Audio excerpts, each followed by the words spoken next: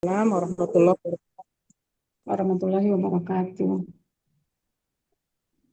Oke, baik. Terima kasih. Alhamdulillah. Salatu wassalamu ala rasulillah wa ala alihi wa ashabihi wa man tabi'ahum bi ihsanin ila yaumiddin amma ba'du. Allahumma faqihna fid din wa alimna ta'wil. Allahumma rabbana zidna ilma warzuqna fahma. Allahumma inna nas'aluka ilman nafi'a wa la yunsa. Rabbi syrah li sadri wa yassir li amri wahlul 'uqdatam min lisani yafqahu qawli. Suara saya bagus ya? Nanti kalau suara saya agak kresek-kresek atau kurang jelas nanti disampaikan ya. Soalnya di Ya, di Zoom di Zoom kemarin itu kayak kurang jelas pas sudah ayat yang kedua sampai ayat yang ketiga. Alhamdulillah sekarang jelas Ustaz. Oke, bagus. Nanti nanti kasih feedback seperti ini. Kalau misalnya kurang jelas bilang Ustaz, afwan kurang jelas begitu.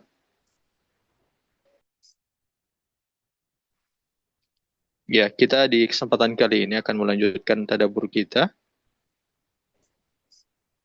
dan masuk di surat An-Nisa ayat yang ke-86 ya. Silakan dibagikan admin.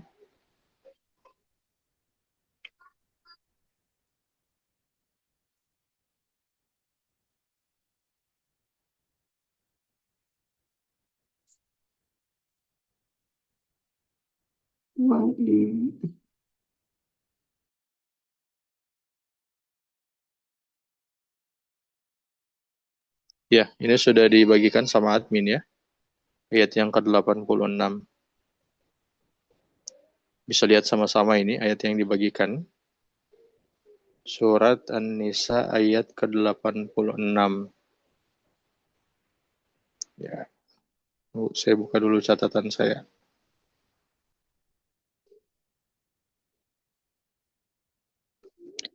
Oke.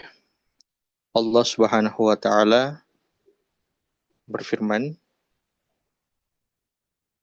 "Wa idza huyyitum bitahiyyatin fahayyu bi ahsana minha aw rudduha."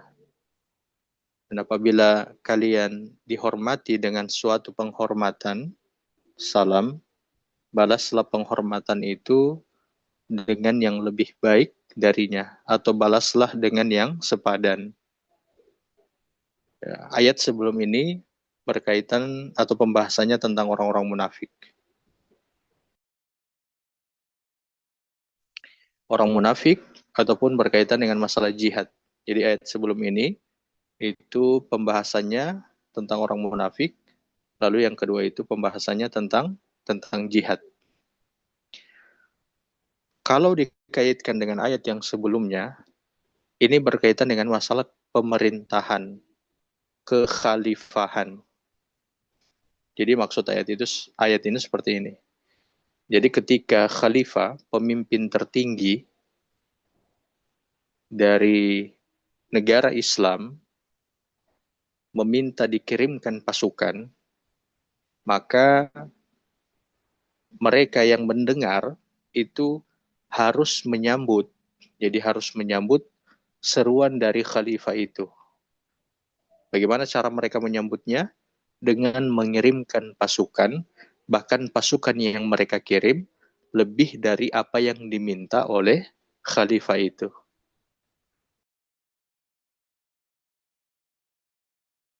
Jadi kalau ini ayat dibahas, pembahasannya terkait dengan masalah jihad, gitu ya, karena masih dikaitkan dengan ayat yang sebelumnya.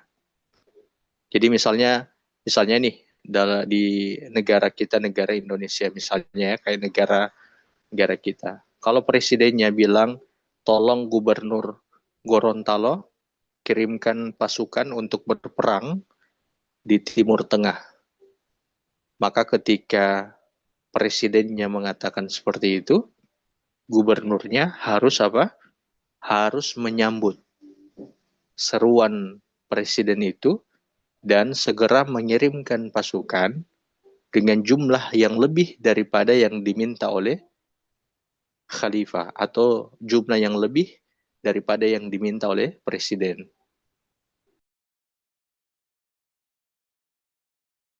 Jadi itu yang disebutkan dalam ayat ini, apabila kalian dihormati dengan suatu penghormatan, jadi diminta oleh khalifah, maka balaslah permintaan itu atau penghormatan itu dengan yang lebih baik darinya atau balas dengan yang sepadan.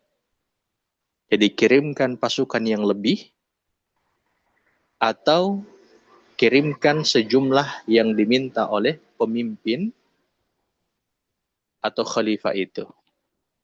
Ini kalau dikaitkan tentang masalah jihad ya. Seperti itu. Kemudian yang berikut, karena di sini disebut dengan salam penghormatan, dulu sebelum adanya Islam, orang-orang musyrikin itu mereka memberi salam dengan ucapan hayyakallah. Jadi hayyakallah atau hayyakumullah. Semoga Allah memberkahi umurmu atau semoga Allah memanjangkan umurmu. Jadi semoga Allah memanjangkan umurmu. Itu salam dulu begitu. Jadi tahiyatu itu kan penghormatan, pemberian salam. Nah, diambil dari kata tahiyatu itu adalah hayyakallah atau hayyakumullah, bukan assalamualaikum ya. Jadi assalamualaikum itu nanti sudah ada Nabi Shallallahu Alaihi Wasallam begitu. Nah, nanti kalau mereka memberi salam seperti itu, orang-orang kafir memberi salam hayyakallah, maka diucapkan wa iyyaka dan untukmu juga. Gitu, wa iyyaka dan untukmu juga. Atau bisa juga barakallahu fika wa iyyaka. Jadi semoga Allah memberikan keberkahan kepadamu dan juga wa iyyaka dan juga untukmu salam atau diberikan panjang umur yang panjang. Begitu. Tapi kaitan dengan umur panjang ini, bukankah umur kita itu sudah ditentukan kan? Di dalam Al-Quran itu tidak ada orang yang, dalam Al-Quran itu disebutkan jadwal kematian seseorang itu sudah ditetapkan. Tidak ada orang yang bisa memanjangkan umurnya atau memperpendek umurnya. Jadi usia kita ini sudah ada di Lauhul Mahfuz. Dan Allah tahu itu kapan kita mati. Bahkan Allah tahu kapan atau di mana kita mati dengan kondisi seperti apa.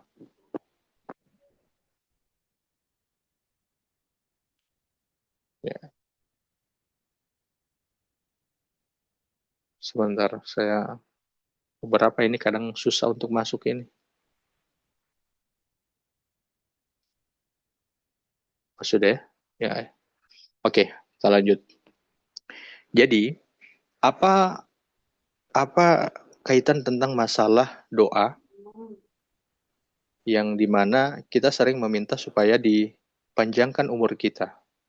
Ya, padahal di dalam Al-Quran itu sudah disebutkan seseorang itu telah ditetapkan usianya, telah ditetapkan umurnya. Jadi ketika kita meminta panjang umur itu sebenarnya yang kita minta adalah keberkahan. Jadi keberkahan umur kita. Apa perbedaan untuk orang yang diberkahi usianya atau umurnya dengan orang yang tidak diberkahi umurnya? Kalau orang yang tidak diberkahi umurnya, kehidupannya itu hanya makan tidur kerja, makan tidur kerja. Itu orang yang disebut orang yang tidak panjang umurnya. Atau orang yang tidak diberkahi umurnya. Adapun orang-orang yang dipanjangkan umurnya, orang yang diberkahi umurnya, dia bukan hanya makan tidur kerja, tapi dia juga menjadikan makan tidur kerjanya itu sebagai aktivitas ibadah. Saya bahas kemarin di MTM itu, bagaimana supaya aktivitas kehidupan kita menjadi amal soleh, maka kita harus letakkan aktivitas itu pada taraf kebutuhan dan manfaat. Ya, kalau sudah di taraf itu, insya Allah itu sudah disebut sebagai amal soleh dan kita akan mendapatkan balasan dari perbuatan itu. Tapi juga jangan dilupakan aktivitas ibadah yang wajib, sebagaimana sholat 5 waktu, tentang masalah zakat, tentang puasa Ramadan, dan ditambah dengan amaliyah yang lain, sholat-sholat sunnah. Jadi kalau ada orang yang dia senantiasa sholat 5 waktu, dia tambah dengan sholat sunnah, dia tambah dengan membantu orang-orang dalam kebaikan, lalu dia semangat dalam kerja-kerja dakwah misalnya, mengajar Al-Quran, mengajak orang lain. Ini orang yang disebut sebagai orang-orang yang diberkahi umurnya. Ya, gitu ya. Jadi orang yang diberkahi umurnya. Kemudian berikut. Karena di sini juga disebut salam, maka kita bisa tarik juga tadabur dalam ayat ini adalah tadabur tentang salam. Ya, berkaitan tentang salam. Maka sesuai dengan apa yang disebutkan dalam ayat ini, salam itu kan di antara amalan yang mudah dilakukan, tapi dia hadis Nabi yang dimana Rasulullah Shallallahu Alaihi Wasallam bersabda, manakah amalan yang paling baik dalam Islam? Jadi ada seorang lelaki namanya Abdullah bin Amr bertanya kepada Rasul, apakah amalan yang paling baik di dalam Islam? Lalu kemudian Rasulullah menjawab, engkau memberi makan dan memberi salam kepada orang yang kau kenal maupun orang yang tidak kau kenal. Jadi memberi salam itu disamakan dengan memberi makan. Kalau tidak punya uang untuk memberi makan, maka kita bisa memberi salam. Cuma terkadang salam ini kita ragu-ragu, bahkan kita malu untuk mengucapkan salam. Masuk ke rumah mungkin kita masih memberi salam. Tapi kalau keluar rumah sudah jarang dari kita yang memberi salam. Begitupun kalau mau bertelepon itu, ada sebagian orang yang malu untuk memberi salam. Ke orang lain dia memberi salam.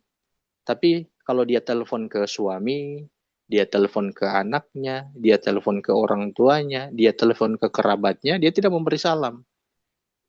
Pokoknya langsung halo, langsung bicara. Tapi ke orang lain, dia memberi salam. Ini, ya, orang terdekatnya dia tidak beri salam, orang yang jauh itu dia beri salam. Padahal salam itu kan isinya itu adalah doa. Jadi salam itu adalah doa.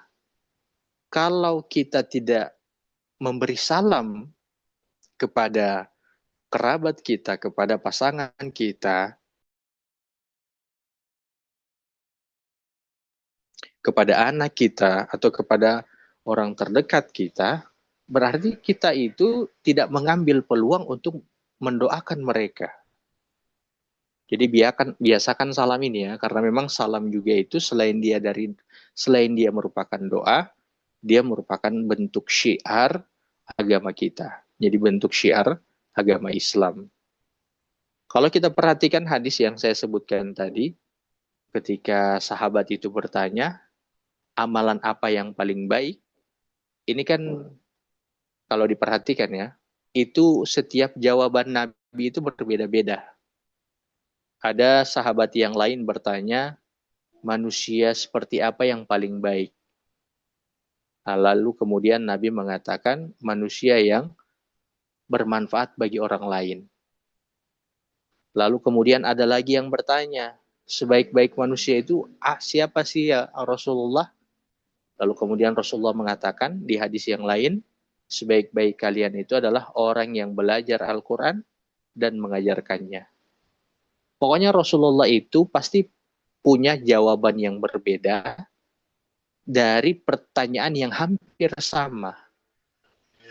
Nah, maka menjadi pertanyaan bagi kita, kenapa sampai Rasulullah memberikan jawaban yang berbeda dari pertanyaan yang hampir sama? Maka jawabannya adalah Rasulullah memberi.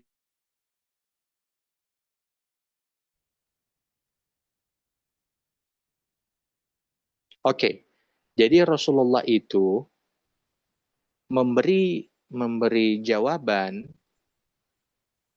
dari pertanyaan-pertanyaan para sahabat disesuaikan dengan sahabat yang bertanya itu. Jadi disesuaikan dengan sahabat yang bertanya. Makanya ada yang bertanya, sebaik-baik manusia apa sih ya Rasul? Maka kemudian kata Rasulullah, sebaik-baik kalian adalah yang mengajarkan, yang belajar dan mengajarkan Al-Quran. Nah, jawaban itu sangat bermanfaat bagi sahabat yang bertanya itu. Tapi dari semua pertanyaan para sahabat kemudian diberi jawaban oleh Nabi yang berbeda-beda itu, maka semua jawaban Nabi itu memiliki manfaat yang besar bagi kita semua. Seperti itu. Oke, nah, jadi kita mulai dari sekarang membiasakan untuk memberi salam masuk maupun keluar rumah ketika menelpon atau menutup telepon atau ketika menutup telepon. Karena salam itu merupakan bagian dari doa. Yang kedua, dia merupakan syiar dari agama kita ini, agama Islam. Kemudian yang berikut, karena salam ini adalah doa, maka cara untuk mengucapkannya pun harus sebagaimana doa. Tidak boleh seseorang itu memberi salam dengan nada yang marah. Assalamualaikum. Misalnya marah ini. Kemudian dia datang ke rumah orang, dia marah. Assalamualaikum. Wah, itu keliru dia.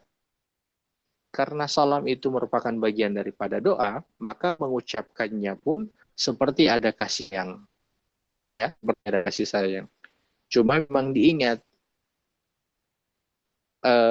kaedah dalam salam ini. Jadi memberi salam itu hukumnya sunnah, dan menjawab salam itu hukumnya wajib. Tapi ketika jumlahnya banyak, mungkin sekitar 5 atau 6 orang, yang memberi salam itu sunnahnya hanya 1 orang. Walaupun tidak masalah jika ada orang lain pun ingin memberi salam. Jadi kalau misalnya ada 5 orang, kemudian datang kepada 5 orang yang lain, maka sunnahnya hanya 1 saja. Tapi kalau yang lain juga ingin memberi salam, tidak masalah. Dan yang menjawab salam pun, itu kewajibannya hanya pada 1 orang. Jadi ketika sudah ada yang menjawab salam, maka sudah gugur kewajiban dari menjawab salam itu. Kewajibannya ya. Jadi orang keduanya boleh dia menjawab salam itu, boleh juga dia tidak menjawab salam. Karena sudah diwakili oleh orang yang pertama. Jadi gugurnya kewajiban menjawab salam karena sudah ada yang memberi atau menjawab salam. Kemudian yang berikut, memberi salam ini tidak selamanya sunnah. Bahkan ada yang hukumnya itu haram ketika memberi salam. Kapan itu? Jadi kapan memberi salam itu bernilai dosa? Apabila salam itu mengandung fitnah. Jadi semisal ada laki-laki yang memberi salam kepada perempuan dengan maksud tertentu, jadi dengan maksud fitnah. Itu perempuan boleh untuk tidak menjawab salam. Gitu ya, boleh perempuan untuk tidak menjawab salam itu. Karena maksudnya itu bukan maksud yang baik, tapi maksud fitnah. Begitupun di dalam rumah, kalau misalnya, jadi bertamu itu kan ada 3 waktu yang dilarang untuk kita bertamu. 3 waktu yang kita itu dilarang bertamu, kecuali sudah ada telepon atau perjanjian sebelumnya. Yang pertama setelah zuhur. Ya, kemudian yang kedua sebelum asar. Yang ketiga setelah isya sampai sebelum subuh. Jadi setelah zuhur sampai sebelum asar, berikut setelah isya sampai sebelum subuh. Itu dilarang untuk kita bertamu. Kecuali dalam kondisi darurat. Yang kedua sudah ada janji sebelumnya. Dan bagi orang juga, kalau misalnya ada orang di dalam rumah, Misalnya dia memberi salam itu jam 8 pagi. Atau katakanlah jam 4 sore misalnya. Pokoknya setelah asar lah. Itu kan sudah boleh untuk bertamu. Ada yang memberi salam, Assalamualaikum misalnya. Kalau kita tidak ingin buka pintunya, itu boleh, tidak masalah, karena itu hak tuan rumah. Tapi cara menjawab salamnya seperti apa? Menjawab salamnya tetap dijawab, tapi dengan tidak terdengar oleh pemberi salam. Karena kita belum mau keluar, mungkin ada uzur misalnya. Gitu, ada uzur lagi ingin istirahat, karena lagi kecapean dari kantor, atau dari melakukan aktivitas yang lain, dan seterusnya. Seperti itu. Dan memberi salam ini bisa melembutkan hati. Jadi memberi salam ini bisa melembutkan hati. Yang tadinya kita tidak saling kenal, saling cemberut satu sama lain, ya karena memang tidak saling kenal kan, jadi tidak ada senyuman itu. Tapi ketika kita memberi salam, maka akan membuat kita itu saling mencintai. Nah, karena setelah memberi salam itu kan langsung bertanya dari mana. Itu kebiasaannya muslimin, itu kebiasaannya kaum muslimin. Beda dengan orang-orang luar. Kalau orang luar itu kan nafsi-nafsi mereka. Jadi nafsi-nafsi. Tapi kalau kaum muslimin itu tidak. Kepedulian itu ada. Jadi kepedulian itu ada. Oke, kemudian Allah katakan innallaha kana ala kulli syai'in hasibah. Allah menyebutkan sesungguhnya Allah Maha memperhitungkan segala sesuatu. Artinya apa? Artinya adalah Allah itu akan memberi balasan dari setiap perbuatan yang kita lakukan. Jadi kalau dikaitkan dengan jihad tadi, ketika ada gubernur, jadi gubernur daerah, atau menteri, panglima, yang menyeru seruannya khalifah untuk berperang, lalu kemudian seruan itu mereka terima dengan sukacita, bahkan mereka membawakan pasukan perang yang lebih dari yang diminta oleh khalifah, maka mereka akan mendapatkan balasan atas perbuatan mereka itu. Jadi tidak ada ruginya. Segala amal yang dilakukan oleh seseorang akan Allah beri balasan, kecil maupun besar. Gitu ya, kecil maupun besar. Kemudian yang berikut, karena dikaitkan dengan salam juga, maka salam ini walaupun kita tidak ada modal untuk kita keluarkan, mungkin tidak punya biaya kan, hanya memberi salam saja kan, hanya dengan assalamualaikum, maka ketika Allah mengatakan innallaha ala kulli syai'in hasibah, artinya adalah Allah akan memberikan balasan atas perbuatan yang kita lakukan. Walaupun itu hanya sekedar salam, Allah tetap akan membalasnya. Hasibah itu Allah tetap akan menghitungnya. Tidak sebagaimana kita, kalau misalnya kita punya sesuatu, kita diberi sesuatu misalnya kayak mangga. Kita diberi mangga misalnya 10 mangga ini. Duanya ada rasa-rasa dua ini so lembek sekali, semua terlalu busuk. Maka kita buang itu. Kita buang yang 2. Sisanya tinggal 8. Di pikiran kita, kita hanya diberi mangga 10. 8. Walaupun tadinya diberi 10.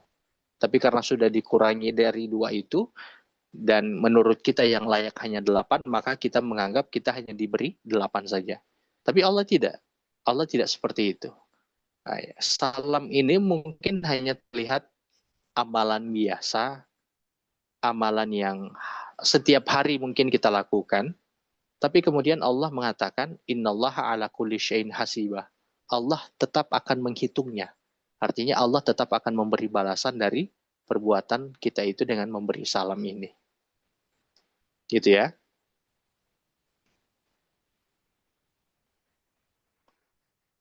Oke, kemudian yang berikut ayat yang ke-80 berapa? 87. Allah Subhanahu wa taala 87 sudah 88 ini di atasnya.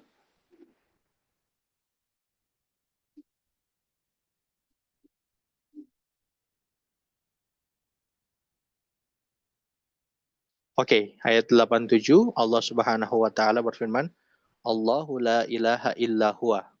Allah tidak ada Tuhan selain Dia. Ya, Allah tidak ada Tuhan selain Dia.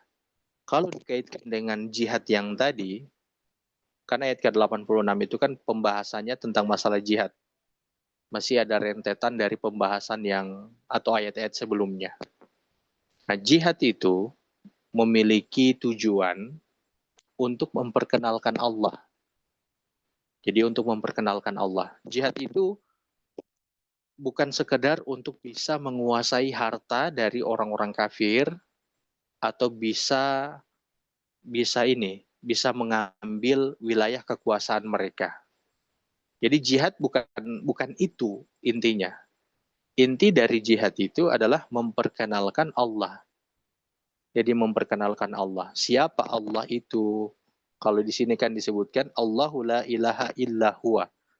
Bahwa Allah itu dia merupakan Tuhan. Nah, dia merupakan Tuhan satu-satunya. Ya, jihad itu bagian dari dakwah. Cuma jihad itu merupakan dakwah yang dilakukan dilakukan atas dasar perlawanan terhadap orang-orang kafir yang melakukan penyerangan terhadap kaum muslimin. Jadi ketika dakwah itu dicegat atau diberi perlawanan dengan kekerasan, maka dilakukanlah jihad. Nah, seperti itu. Itu makna jihad itu. Kalau di kita kan tidak ada jihadnya. Nah, jihad kita ini bukan jihad hakiki, tapi jihad secara maknawi, yaitu dengan dakwah.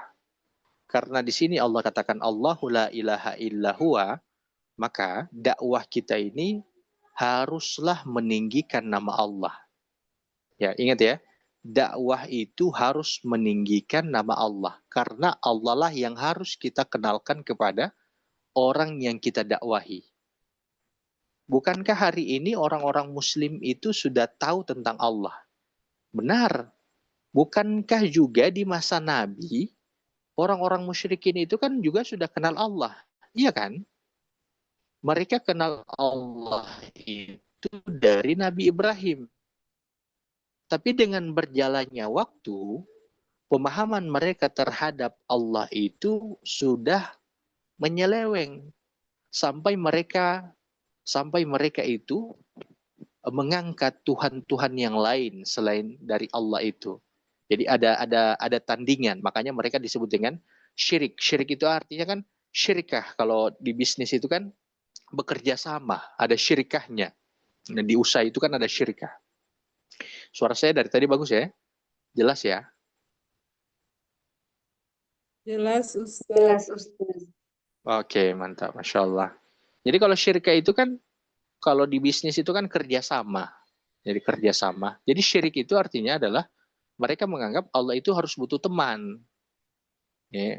Tidak mungkin Tuhan itu satu. Dalam pikiran mereka tidak mungkin Tuhan itu hanya satu, lalu kemudian satu ini mengurus segala hal.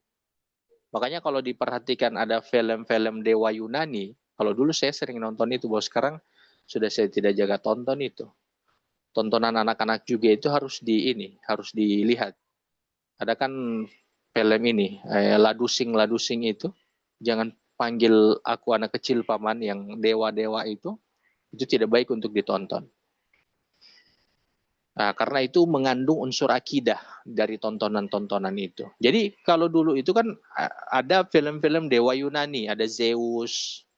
Jadi dia yang mengatur hujan, ada yang mengatur tanaman, ada yang mengatur bumi. Karena memang di pikiran mereka tidak mungkin satu Tuhan bisa mengatur segala hal. Gitu. Oke, jadi kalau saya kembalikan tadi, orang musyrikin itu bukan berarti tidak kenal Allah. Bukan berarti tidak tahu Allah. Cuman pengetahuan mereka terhadap Allah itu keliru. Makanya seringkali juga mereka mengucapkan wallahi. Ya, mereka itu kadang bersumpah dengan nama Allah, tapi di waktu yang sama juga mereka bersumpah dengan Tuhan-Tuhan yang lain, Lata, Manat, dan Uzza. Nah, kalau kita lihat kondisi kaum muslimin hari ini kurang lebih sama dengan orang-orang musyrikin di masa itu. Jadi orang-orang hari ini itu mereka kenal Allah, tahu minta kepada Allah sholat. Cuman di waktu yang bersamaan mereka juga minta kepada selain Allah. Itu ada, saya dapat lihat postingan kemarin, tadi malam lah, saya melihat ada orang yang, saya buka Facebook kan, di motor itu jalan pulang, status, padahal di Facebook ini ada ini, centang biru. Dia bilang tidak mau percaya ke sana, tapi betul. Kemarin dia bilang dia kerja ADP rumah, bersih rumah, baru kena wawalo. Bahasa Gorontalo-nya itu wawalo. Bahasa Indonesia apa wawalo ini ya. Pokoknya kena ain lah. Tapi ain versi setan ya. Versi syirik. Ini kan menunjukkan kelemahan akidah dia. Betapa dia tidak mengetahui Allah secara utuhnya. Yang mana Allah memberikan ujian kepada seseorang. Dan Allah lah juga yang bisa ujian itu dari itu. Begitu kan? Gitu. Hanya di sini dakwah kita itu Allah la ilaha illallah punya tujuan untuk meninggikan nama Allah atau memperkenalkan Allah dengan sebenar-benarnya. Gitu ya. Jangan dakwah hanya isinya itu tidak jelas, ya. Jangan dakwah isinya tidak jelas, tidak kaitan dengan masalah akidah sehingga masyarakat tidak memahami Allah dengan jelas karena isi dakwah kita tidak jelas. Seperti itu. Tahu tujuan dakwah kita hanya untuk meninggikan nama kita saja. Supaya kita lebih terkenal, supaya kita menjadi orang dikenal, kita disanjung-sanjung, kita dipuja-puja. Bukan itu. Jadi bukan itu tujuan dakwah. Kemudian Allah katakan dalam ayat ini, la yajma'annakum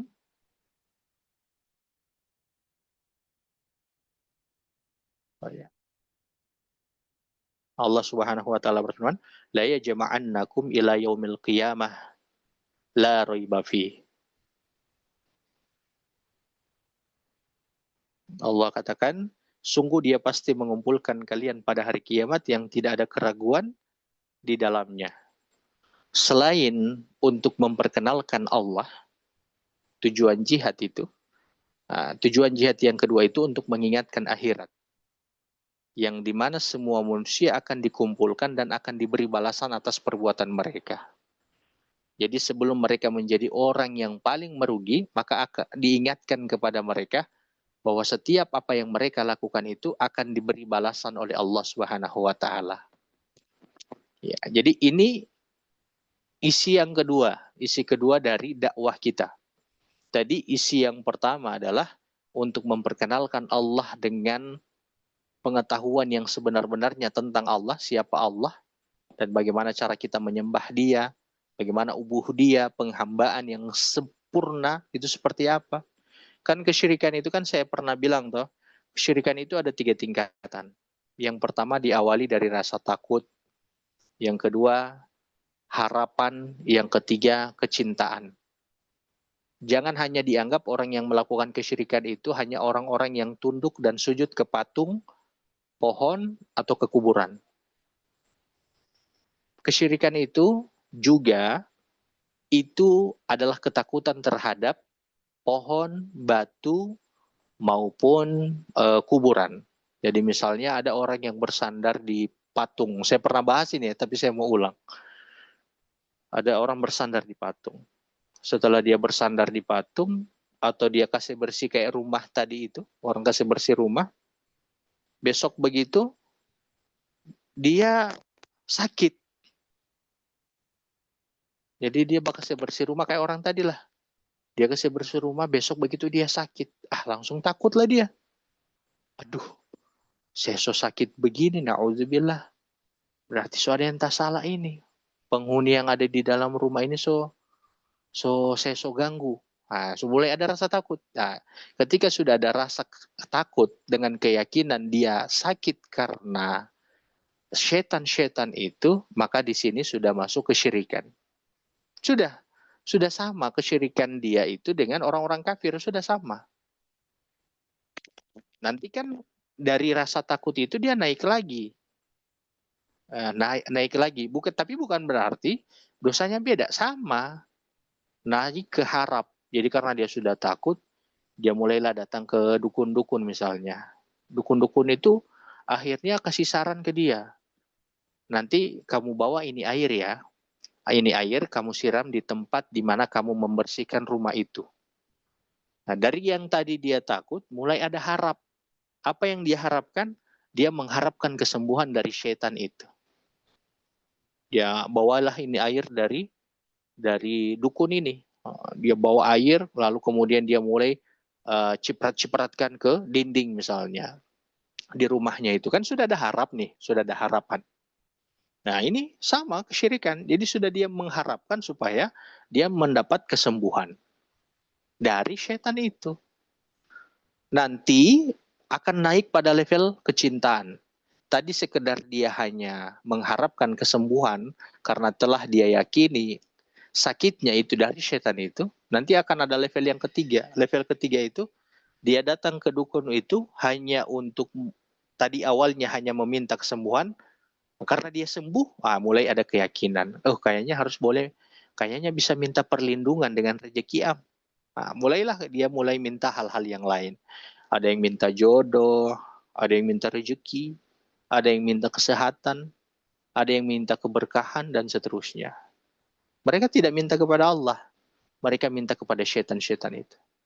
Tapi lihat orang-orang seperti itu hari ini, orang-orang begitu, Muslim atau tidak, rata-rata Muslim. Makanya ini PR-nya para pelaku dakwah. Ingatkan tentang Allah. Kenalkan tentang Allah secara sempurna. Gitu. Jadi dakwah bukan hanya sekedar seremonial saja, tapi punya tujuan yang besar untuk bisa mengingatkan orang, lalu kemudian membebaskan mereka dari kesyirikan yang mereka tidak sadari selama ini yang mereka lakukan itu. Gitu. Kemudian yang kedua, dakwah itu berkaitan tentang masalah akhirat. Ingatkan orang-orang atas perbuatan yang mereka lakukan itu semuanya akan diberi balasan. Kenapa setiap orang hari ini merasa aman dengan kematian? Kalau dicek-cek dia tidak sholat. Kalau dilihat-lihat dia santai melakukan perbuatan maksiat. Kenapa ada orang yang santai dengan seperti itu?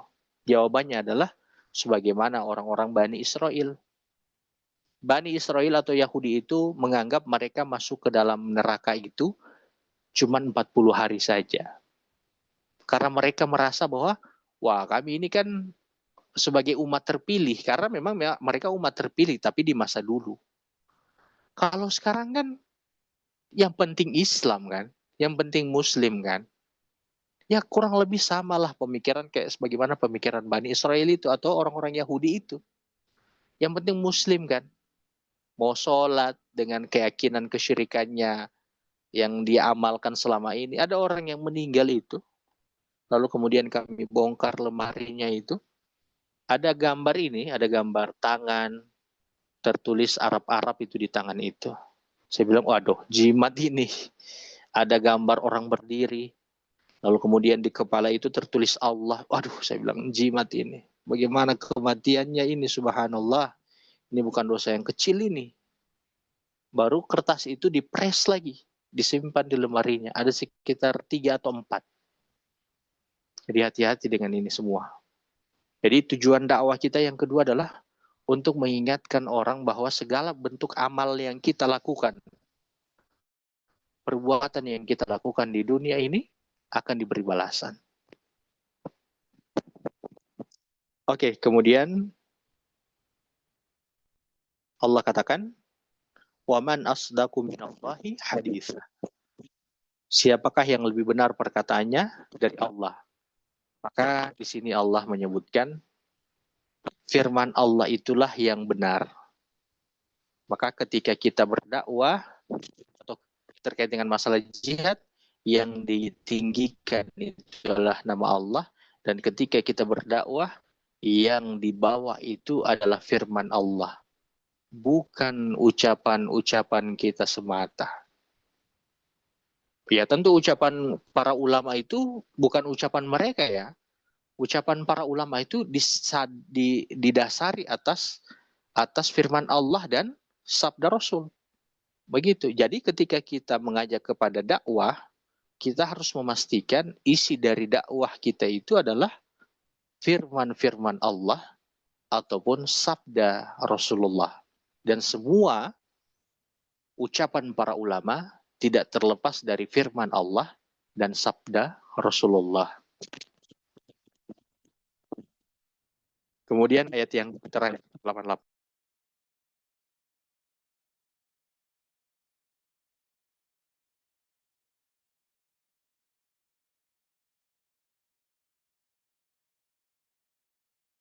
Ya Allah Subhanahu wa taala berfirman,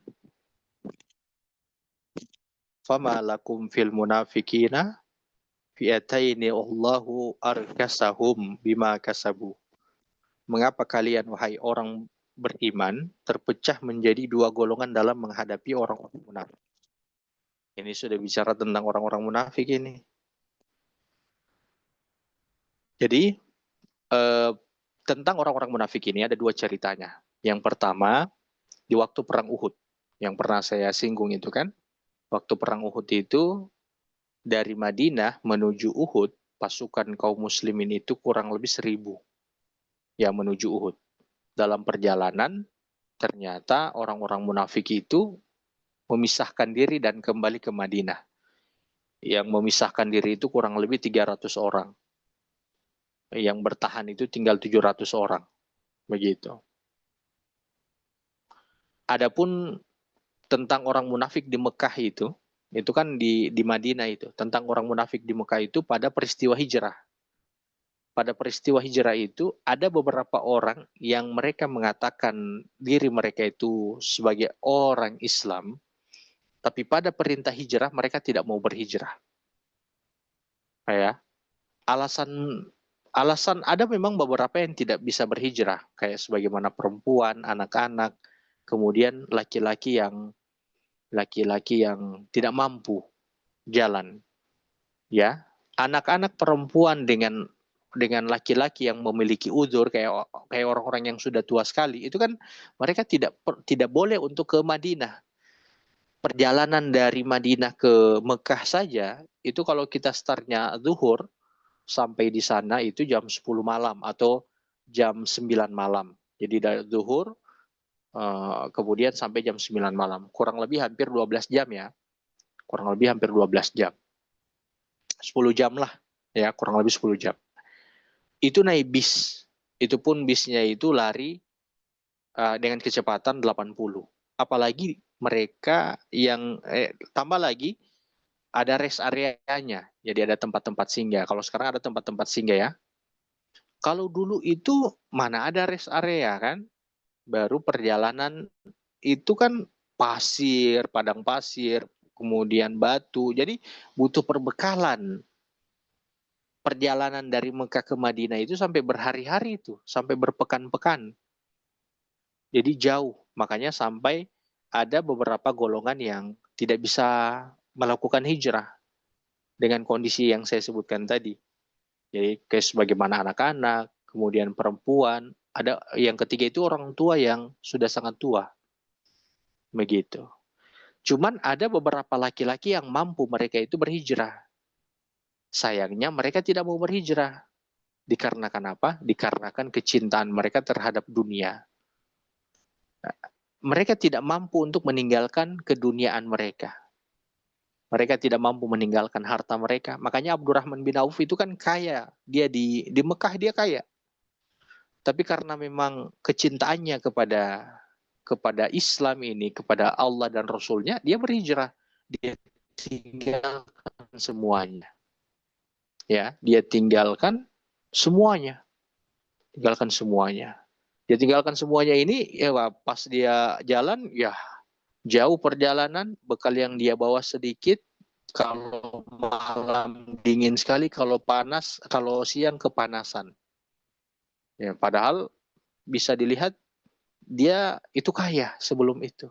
Tapi dia memilih untuk pergi, meninggalkan semua itu. Ada orang yang tidak berhijrah karena istrinya tidak mau berhijrah. Jadi dia di situ. Ada orang yang tidak berhijrah karena anak-anaknya. Coba kalau kita sekarang ada yang kerja di tempat yang haram, ada yang jual-jual barang yang haram, kenapa tidak mau tidak masih jual yang barang haram begitu misalnya? Baru mau makan apa Ustadz? Kenapa masih kerja di tempat-tempat haram begitu? Baru saya anak istri mau makan apa Ustadz? Ini belum hijrahnya para sahabat ya. Yang para sahabat itu tidak punya pilihan dan mereka harus berjalan dengan kondisi jalan itu pasir sama batu. Kalau orang kan sekarang keluar dari satu tempat pekerjaan yang haram, insya Allah bisa dapat pekerjaan yang lain. Dan insya Allah banyak. Cuman seakan-akan kayak orang itu tidak punya pilihan kecuali hanya satu itu saja. Tempat bekerja. Dan tempat bisa untuk mencari makan hanya di situ. Padahal itu pekerjaan yang haram. Gitu ya. Makanya kalau dipikir-pikir, iman kita ini, wah jauh dari para sahabat. Gitu ya, jauh dari para sahabat. Nah, tadi dari yang Uhud itu sama yang Mekah tadi yang tidak mau berhijrah, para sahabat itu terjadi berbeda pendapat. Para sahabat yang lain bilang, oh mereka itu sudah kafir, harus dibunuh. Tapi para sahabat yang lain mengatakan, oh tidak, mereka tidak kafir. Mereka kan muslim, masih mengaku bahwa Allah itu sebagai Tuhan mereka. Ya, mereka mengaku bahwa Allah itu masih Tuhan mereka. Makanya di sini disebut terpecah menjadi dua golongan dalam menghadapi orang-orang munafik. Jadi mereka terpecah. Mereka harus dibunuh. Satunya tidak. Masa mau dibunuh? Mereka kan masih muslim.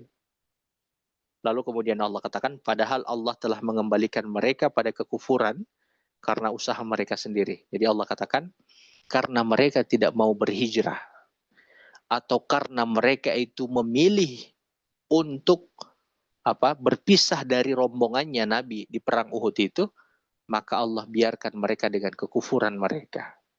Kalau ada orang, ya, coba lihat ya, semoga Allah berhidayah. Ada orang yang sudah pernah berhijrah satu kali. Ya.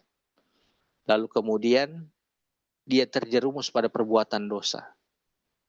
Biasanya ini, kalau dia tidak mau lagi menerima seruannya Allah, tidak mau menyambut hidayah Allah kembali, dia akan terbalik kepada perbuatan dosanya yang dulu, bahkan lebih parah. Oke? Cuman parahnya adalah karena dia sudah mantan dari kebaikan, dia akan sangat membenci kebaikan itu. Dia akan sangat membenci kebaikan itu. Gitu. Nah, makanya di sini disebutkan, padahal Allah telah mengembalikan mereka pada kekufuran karena usaha mereka sendiri. Yaitu karena mereka tidak mau menerima hidayahnya Allah, maka Allah biarkan mereka. Mereka tidak mau menerima Nabi Muhammad sebagai Nabi, maka Allah biarkan mereka. Allah biarkan pada kekufuran mereka itu. Kemudian, aturidu an tahdu man adallallah wa may yudlilillah falan tajidalahu sabila. Allah kemudian menyebutkan apakah kalian bermaksud, apakah kalian bermaksud memberi petunjuk kepada orang yang telah dibiarkan sesat oleh Allah? Jadi masih ada keinginannya para sahabat supaya mereka itu diberi hidayah. Ya, siapa yang dibiarkan sesat oleh Allah, Allah memberikan penekanan. Siapa yang disesatkan oleh Allah, niscaya engkau Muhammad tidak akan bisa menemukan jalan keluar bagi mereka, atau tidak akan mampu untuk memberikan petunjuk kepada mereka. Allah memberikan penekanan dalam ayat ini adalah Nabi sendiri, Nabi Muhammad. Ya, Nabi Muhammad ini. Siapa yang Allah sesatkan, maka tidak ada seorang pun yang bisa memberikan petunjuk ke dia. Nauzubillah. Begitu. Makanya kalau kita sudah dapat tanda-tanda hidayah, serulah itu. Kalau sudah terjerumus pada perbuatan maksiat, segera bertobat dan jangan pernah mengeluarkan kalimat yang justru Allah murka. Ya, justru mendatangkan kemurkaannya Allah Subhanahu wa taala. Dan hati-hati dengan kemunafikan ini. Kemunafikan itu muncul dari keraguan terhadap Islam. Mulai ragu Islam ini benar atau tidak, na'udzubillah. Nah, itu mulai awal kemunafikan itu dari situ, dari keraguan. Lalu kemudian setelah keraguan, muncul pertanyaan-pertanyaan. Nah, kalau sudah muncul pertanyaan-pertanyaan yang menguatkan keraguan itu, dia mulai akan membenci bagian dari syariat agama Islam. Kalau dia sudah benci, maka dia akan mulai terang-terangan. Kalau tadi kebenciannya kebencian secara tersembunyi, jadi terhadap Islam. Nanti pada puncaknya dia akan memperlihatkan kebenciannya terhadap Islam. Dia akan mengolok-olok Islam. Dia akan pokoknya ada kayak na'udzubillah ya, perbuatan-perbuatan orang-orang munafik itu. Misalnya ada yang memasak daging babi, lalu kemudian dia campur dengan kurma, lalu dia katakan, oh bisa jadi halal ini, na'udzubillah, karena dia masak dengan kurma. Biasanya orang yang melakukan perbuatan munafik secara terang-terangan, itu akan nampak dari dia apa yang Allah sebutkan dalam ayat ini. Apa itu? Allah tidak akan, siapapun yang memberi nasihat ke dia, mengajak dia kepada kebenaran Islam, tidak akan ada orang yang mampu melakukan itu. Ketika Allah telah mengunci pintu hatinya. Begitu.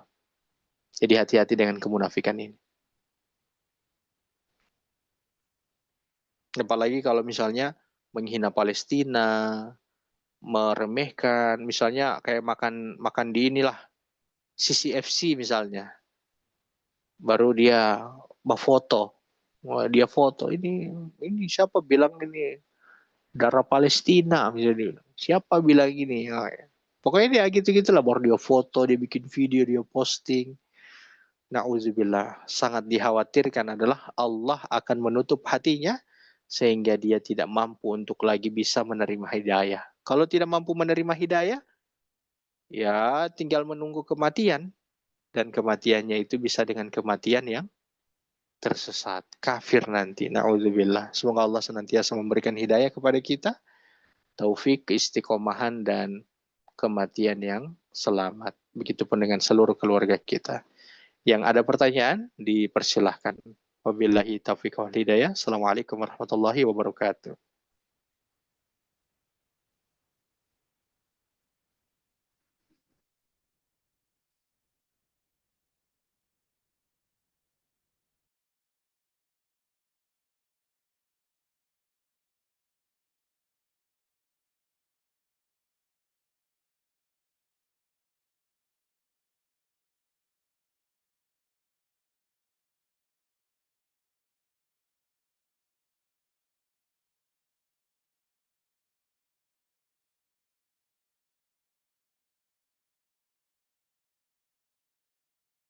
Ya, silakan yang mau bertanya.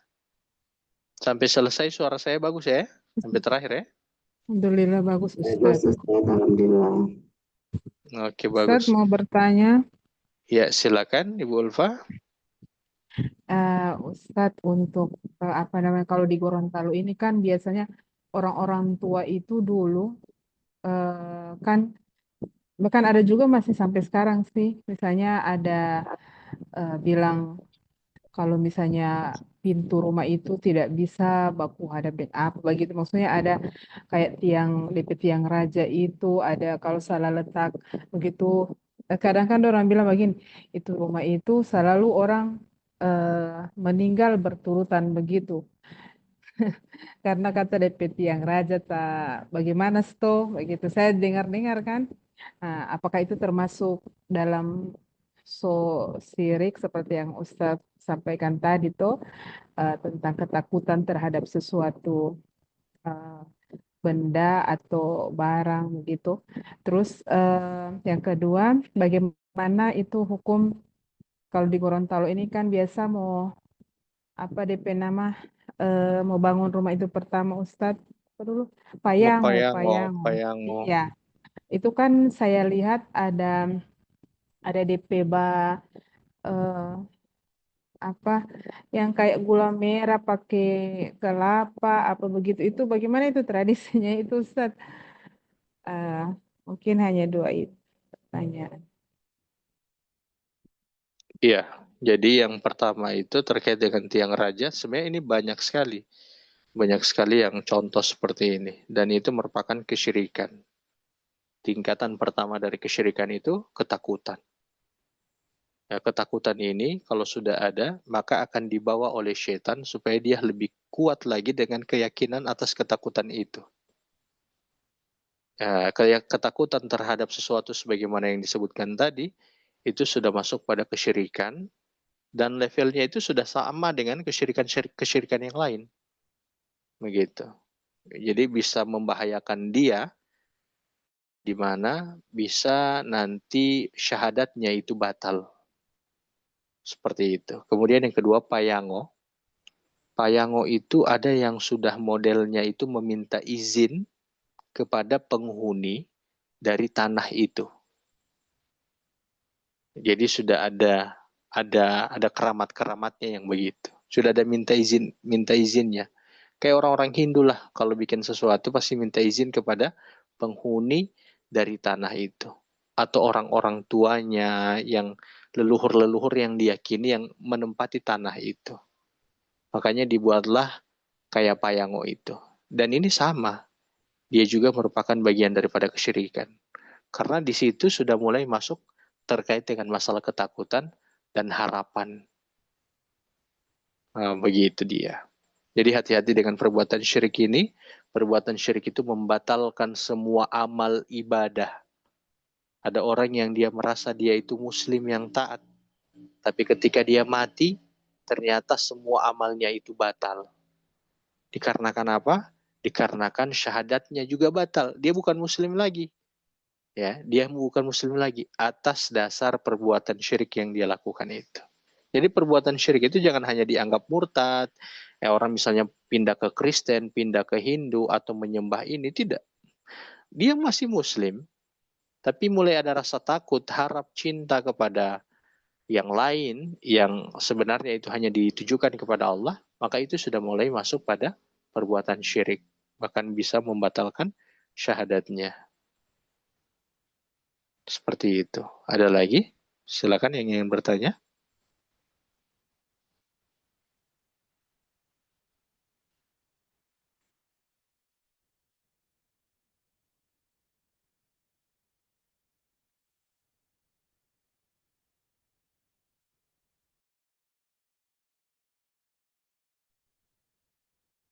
Assalamualaikum Ustadz.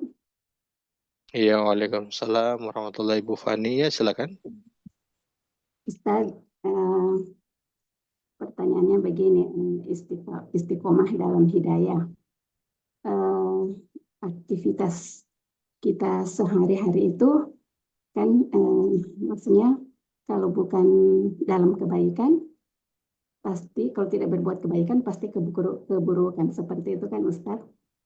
Iya, betul. Nah, sekarang misal pasti seharian itu kita melakukan kebaikan, tapi kan setan itu mungkin tidak menginginkan kita seperti itu Ustadz ya. Maksudnya jadi untuk melawan setan yang apa yang apa, mengajak pada aktivitas sia-sia itu seperti apa yang harus kita lakukan seperti itu Ustaz, melawan setan yang mengajak pada aktivitas yang sia-sia seperti itu. Pasti setan itu begitu Ustaz ya, maksudnya setan tidak menginginkan manusia itu berbuat baik dalam 24 jam, pasti mau diganggu, ada waktu-waktu bikin sia-sia aktivitasnya seperti itu. Nah, untuk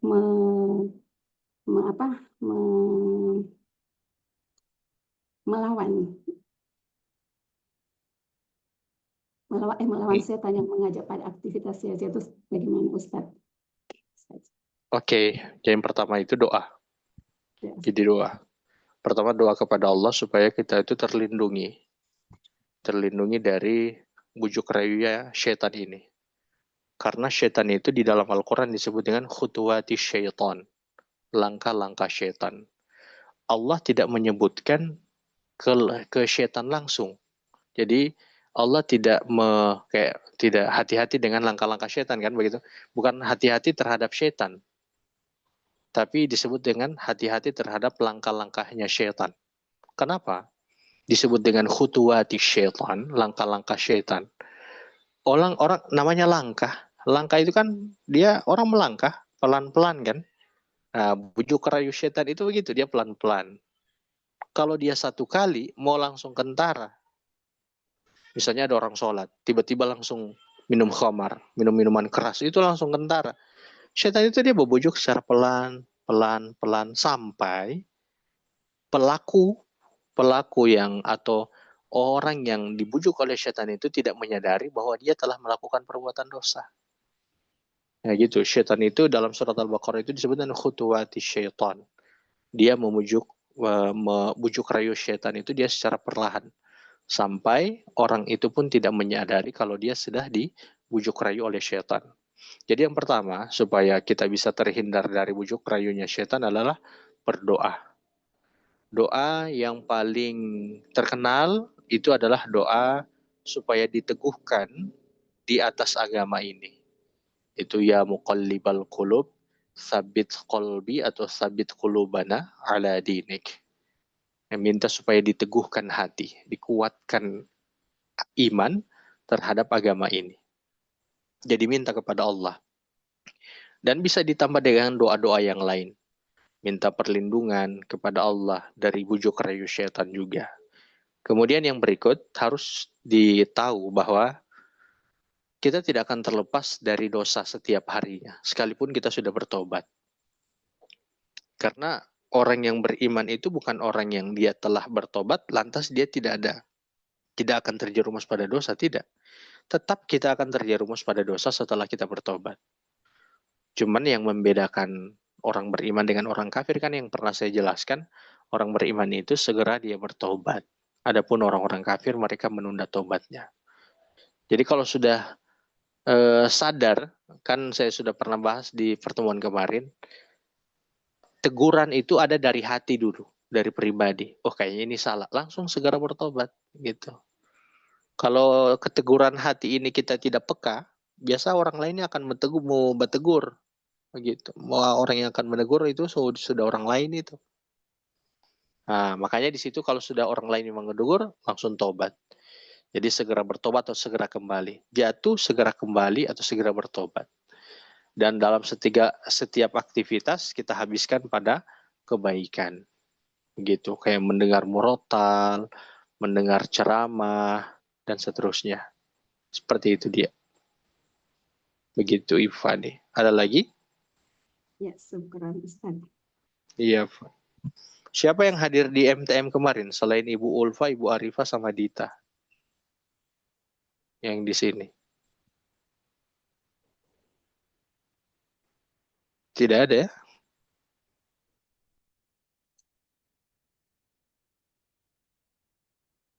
Tidak sempat kemarin Ustaz. Oh iya, tapi nanti nonton di ini, di Facebook itu yang sudah dikirim sama admin di grup.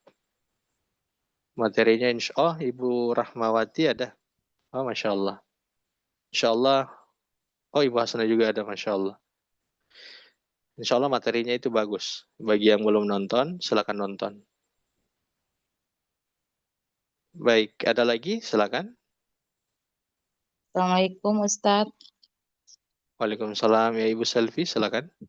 Iya, Ustadz, saya hanya ingin menanyakan terkait salam.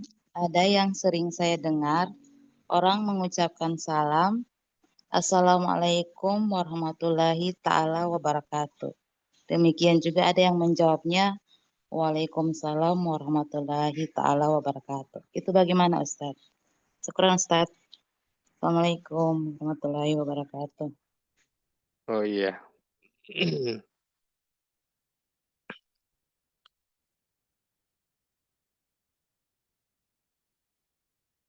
Sebentar ya.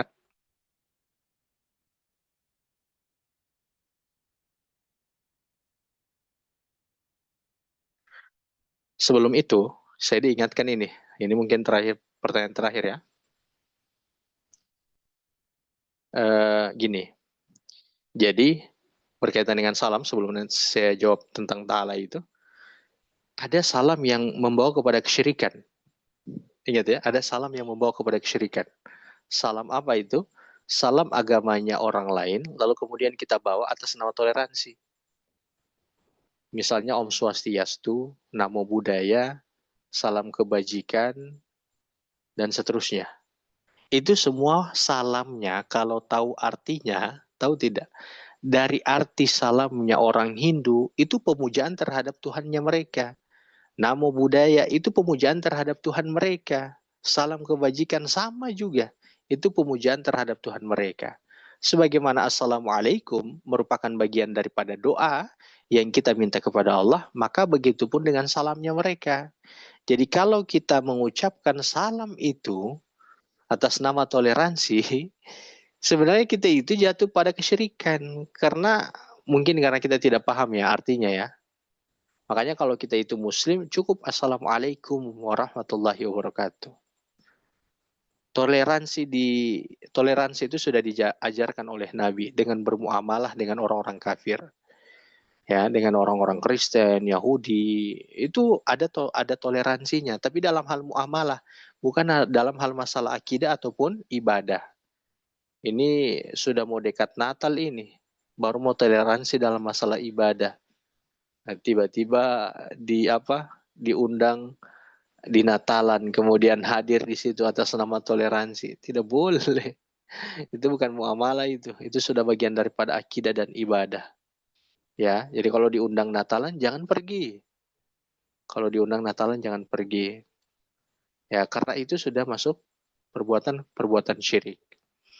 Kemudian yang kedua, berkaitan dengan salam, tidak boleh kita memberi salam kepada orang kafir kecuali sekedar kita beri salam selamat pagi, selamat siang, selamat sore. Itu yang umum kan, atau hayyakallah itu juga boleh. Begitu. Yang tidak ada penghususan kepada agama atau pemujaan mereka. Kalau kayak Namo Buddhaya dan Om Swasti dan seterusnya itu tidak boleh. Haram hukumnya itu. Dan ketika orang kafir memberi salam kepada kita, cukup dengan kita mengucapkan wa'alaikum. Baik, berkaitan tentang masalah ta'ala. Ta'ala itu sebenarnya, ta'ala itu dia memberikan penekanan saja. Jadi dia memberikan penekanan, Assalamualaikum warahmatullahi ta'ala. Allah itu yang maha tinggi. Allah itu pengagungan terhadap Allah. Jadi Allahu ta'ala wa barakatuh. Begitu. Assalamualaikum warahmatullahi ta'ala wa barakatuh. Dia ingin mengatakan Allah yang maha tinggi dan keberkahannya. Begitu.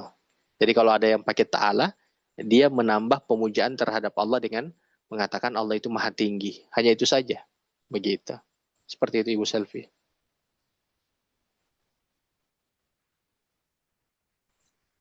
Oh, Iya, pejabat. tapi itu ada dasarnya Ustadz ya. Iya, ada. Jadi tidak masalah itu. Kalau ada orang bilang Assalamualaikum warahmatullahi wabarakatuh, boleh Assalamualaikum apa ya? Assalamualaikum warahmatullahi ta'ala wabarakatuh. Tidak apa-apa juga, boleh itu. Baik Ustadz. Seperti itu. Subhanallah. Ya, fun. Oke, kita cukupkan ya. Ini sudah 21.13. Kita cukupkan dengan doa kafaratul al-majlis. Kafaratul majlis. Subhanakallahumma bihamdik. Asyhadu an la ilaha illa anta astaghfiruka wa atubu ilaik. Assalamualaikum warahmatullahi wabarakatuh. Waalaikumsalam. Waalaikumsalam warahmatullahi wabarakatuh. Waalaikumsalam. Jazakallah.